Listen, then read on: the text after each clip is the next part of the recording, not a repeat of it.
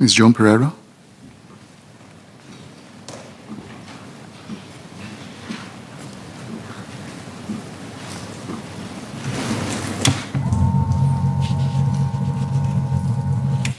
Chairman, can I take my two cards together? Yes, please.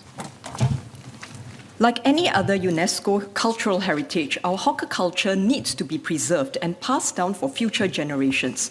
However, it needs to transform with the times in order to remain relevant for our people and for the livelihoods of our hawkers. In the face of manpower shortage, especially in the hiring of hawker assistants and the shortage of young Singaporeans willing to pick up the hawker trade, I hope that we as a nation can consider this as a matter of urgency. We need to look into ways to support and transform this sector, which includes hawker centres, coffee shops, canteens, and food courts. It has not been easy, but our hawkers have been trying very hard to keep their prices affordable.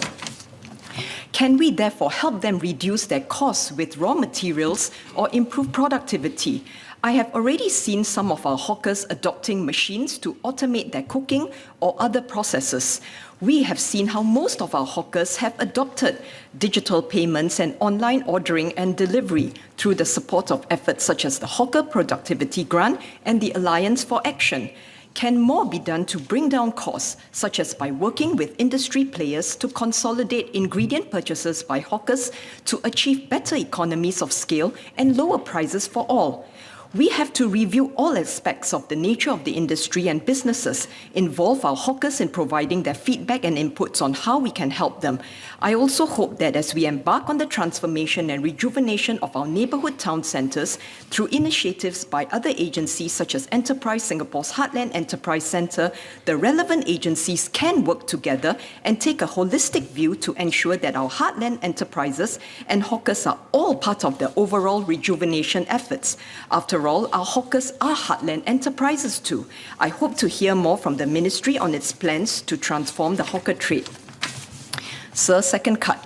Our hawker trade plays a very important role in our economy. In a nation where many couples work full-time, many of our families depend on hawker centres to provide ready-cooked food. Our hawkers are specialists in their niche areas, and this is how we can enjoy so many different versions of our favourite meals from across different ethnic cuisine groups.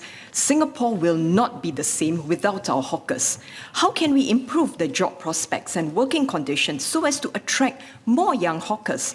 Do we need to restructure this occupation so that they get covered for leave days, sick leave, medical care, and insurance? Presently, most hawkers work as independents and some do quite well. However, for many, they really need to work many hours with very few rest days to earn a living, and falling sick becomes an extremely unthinkable, costly problem. We must safeguard our hawker trade, which is at the risk of vanishing when our older hawkers retire.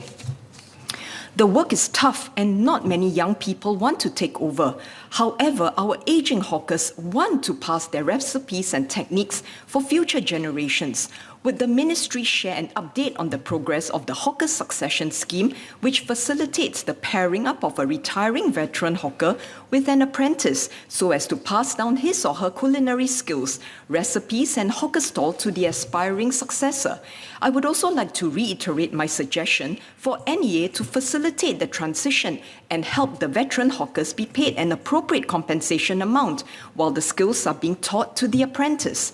The compensation sum should reflect the value of the heritage recipe and technique. In turn, the apprentice would have to serve out the bond at the stall for a period of, say, 3 years, for example.